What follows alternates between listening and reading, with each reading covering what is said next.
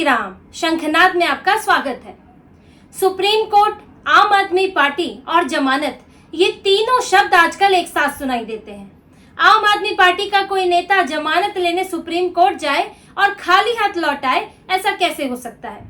संजय सिंह गए supreme court जमानत लेने तो जमानत मिल गई। अरविंद केजरीवाल गए जमानत लेने तो दो बार सुप्रीम कोर्ट से जमानत मिल गई। और अब मनीष सिसोदिया, उनको भी जमानत मिल गई है। और शराब घोटाले में उनको एक नहीं बल्कि दो जमानत मिली है। आप जानकर हैरान होंगे कि मनीष सिसोदिया को सीबीआई और ईडी दोनों से एक साथ जमानत दे दी गई। मतलब रास्ते में अब कोई भी कांटा नहीं रहा, आपको पूरा खाली रास्ता दे दिया गया है। ना सीबीआई आड़े आएगी ना ईडी आड़े आएगी, दोनों ही संस्थाओं को पंगु बना दिया। और मनीष सिसोदिया को खुली छूट दे दी कि उन्हें अब आगे कोई और अपील दायर करने की जरूरत ही नहीं है। और दोनों ही संस्थाएं अब उन्हें पूछताछ करनी हो तो फिर से वही मेहनत करके मनीष सिसोदिया को किसी तरह से समन देके अगर वो आ जाए जवाब देने के लिए तो उनकी मर्जी, वरना वही समन का दौर चलेगा। देखिए, किसी को जमानत देना गलत नहीं है। जमानत एक सुविधा है, कानून के तहत एक नियम है, तो वो गलत नहीं है। जमानत अगर सही दलील पर दी जा रही है, किसी की दलीलें इतनी मजबूत हैं, आधार इतना मजबूत है, मेरिट है, तो उसे जमानत मिलनी चाहिए।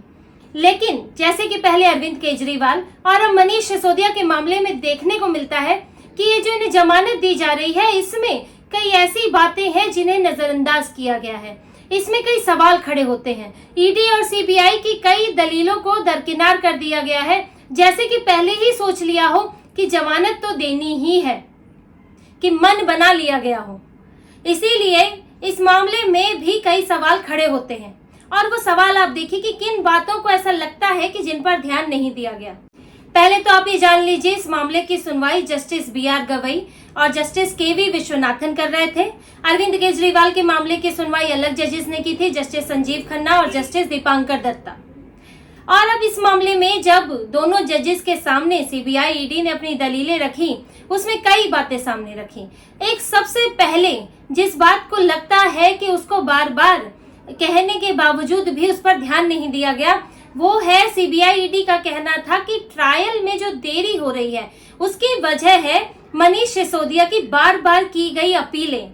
हर बात पर कभी क्यूरेटिव पिटीशन, कभी रिट पिटीशन, कभी बेल पिटीशन, ये लोग लगातार इतनी पिटीशन डाल रहे हैं जिससे कि सीबीआई ईडी के लिए जांच में देरी हो रही है, उनके लिए वहां काम करना मुश्किल हो रहा है।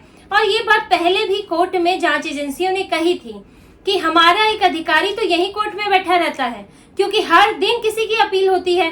किसी दिन अरविंद केजरीवाल, किसी दिन सिसोदिया, किसी दिन के कविता, किसी दिन संजय सिंह। और मनीष सिसोदिया तो लंबे समय से, पिछले साल से ही बेल के लिए लगातार अपील डाल रहे हैं। कभी ये गिरफ्तारी को चुनौती देते हैं, कभी बेल की अपील करते हैं, फिर तीनों कोर्ट में अपील होती है, फिर उसकी भी क्यूरेटिव पिटीशन होती है। तो उसमें जांच अधिकारी का कोर्ट में मौजूद रहना जरूरी होता है। हर वकील के पास भी पुख्ता सबूत, पुख्ता चीजें होनी चाहिए, दलीलें पुख्ता होनी चाहिए। तो ऐसे में जांच प्रभावित होती है, जांच डिले हो जाती है। कोर्ट से ये बात साफ तौर पर कही, लेकिन कोर्ट का जो आधार था जमानत देने का, उनका बस ये कहना है कि नहीं, इनको बहुत लंबा समय हो गया है, 17 महीने हो गए हैं इनको जेल में बंद हुए। पिछले साल फरवरी में इनको गिरफ्तार किया गया था, अभी तक ट्रायल क्यों नहीं शुरू हुआ? ये जो है स्वतंत्रता का अधिकार है, मूलभूत अधिकार है, तो उनको मिलना चाहिए। और 17 महीने से ट्रायल शुरू नहीं हुआ है और अभी लगता है समय लगेगा, तो उनको कितनी आप पूछताछ करेंगे? आपने उनको जेल में क्यों बंद कर रखा है? लेकिन सीबीआई ने, ईडी ने इस मामले में कहा कि हम तो ट्रायल करना ही चाहते हैं और जल्दी शुरू होगा भी। सीबीआई ने तो फाइनल चार्जशीट दायर भी कर दी है ट्रायल कोर्ट में, लेकिन जो डिले हुआ है आप उसका कारण तो समझिए। और ये इस तरह है कि आप किसी को तेजी से दौड़ने को बोले, लेकिन उसके रास्ते में रुकावटें रख दे, कहीं पत्थर रख दे, कहीं गाड़ी खड़ी कर दे या कुछ और रुकावट रख दे, और अंत में उससे बोले कि तुम तेजी से दौड़े क्यों नहीं।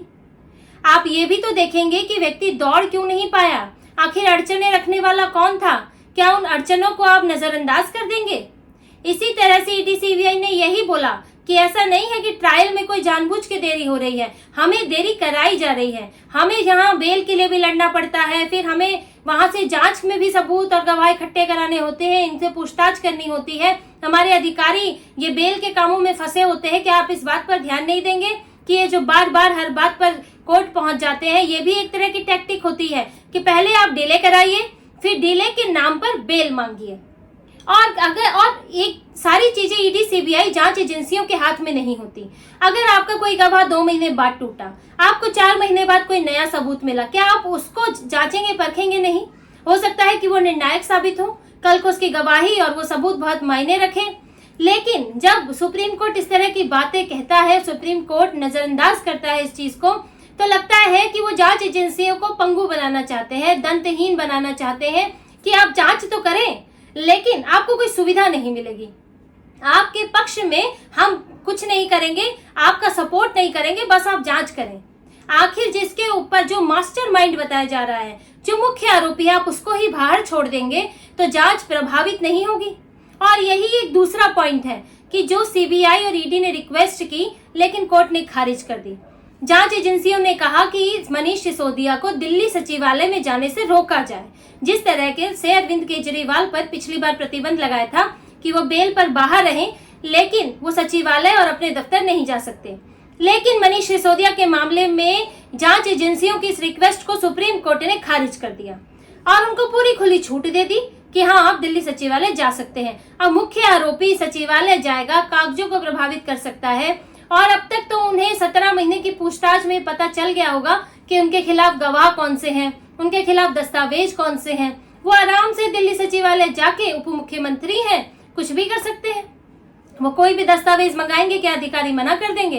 वो कुछ भी छुपाना चाहे, टेम्पर करना चाहे, आराम से कर सकते हैं। और यही डर होता है जांच एजेंसियों को कि आप मुख्य आरोपी को ही अगर बाहर भेज देंगे तो हम क्या करेंगे? जो दूसरे जो छोटे गवाह हैं, जो अभी इसलिए मुंह खोल रहे हैं क्योंकि ये जो बड़ी बड़ी मछलियां हैं, ये मगरमच्छ हैं, ये जेल के अंदर हैं, तो छोटी छोटी मछलियां भी मुंह खोल रही हैं, सांस ले रही हैं। लेकिन जैसे ये मगरमच्छ बाहर आ जाएंगे, छोटी मछलियां कहाँ जाएंगी? इनके पेट में जाएंगी।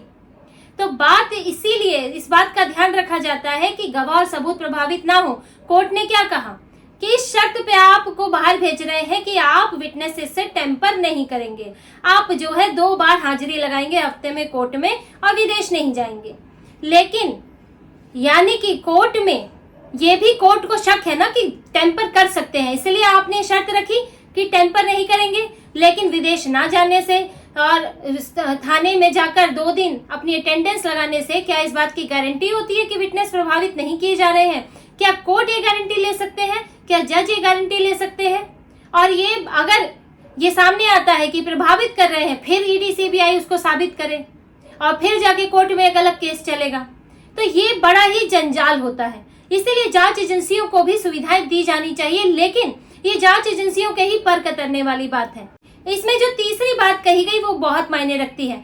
सुप्रीम कोर्ट के जजों ने कहा कि जमानत नियम है और जेल अपवाद है, यानी कि जमानत तो आपको दे ही देनी चाहिए, उसके ऊपर ज्यादा ध्यान देनी चाहिए बजाय कि जेल में रखने के। और ये नसीहत दी गई हाई कोर्ट और ट्रायल कोर्ट जो लोअर कोर्ट है उनके जजों को।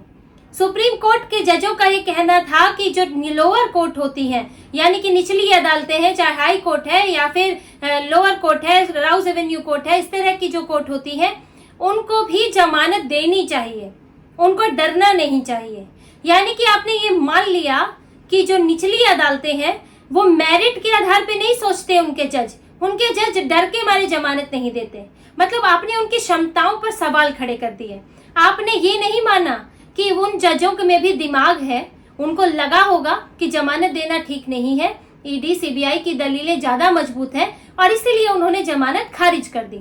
लेकिन हमारे जज, बड़े जज साहबों को ये लगता है कि निचली अदालतों के जजों में दिमाग नहीं है और वो सिर्फ इस आधार पे फैसला देते हैं कि कोई विवाद ना हो जाए, उनमें डर बैठा हुआ है, इसीलिए वो जमानत खारिज कर देते हैं। ये सरासर निचली अदालतों के आदेश का तो अपमान है ही।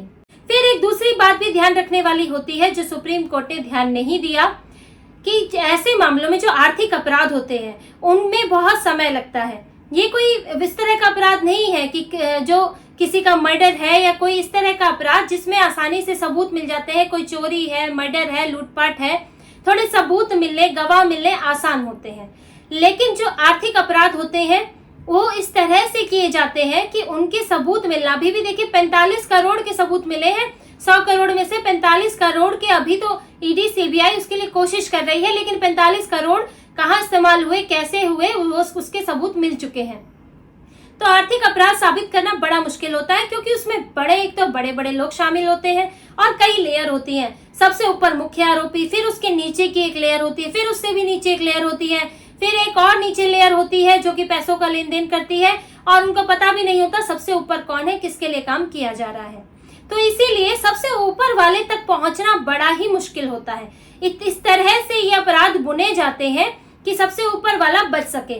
जिस तरह से जितनी इनकी बनावट कठिन होती है, उसी तरह से इन्हें भेद पाना भी मुश्किल होता है और समय लगता है। और ऐसा नहीं है कि सुप्रीम कोर्ट के सामने पहली बार इस तरह के मामले आ रहे हैं, कई मामलों में लंबे समय लगे हैं और लेकिन अंत में जांच पूरी हुई तो अपराधी पकड़ा भी गया है, साबित भी हुआ है।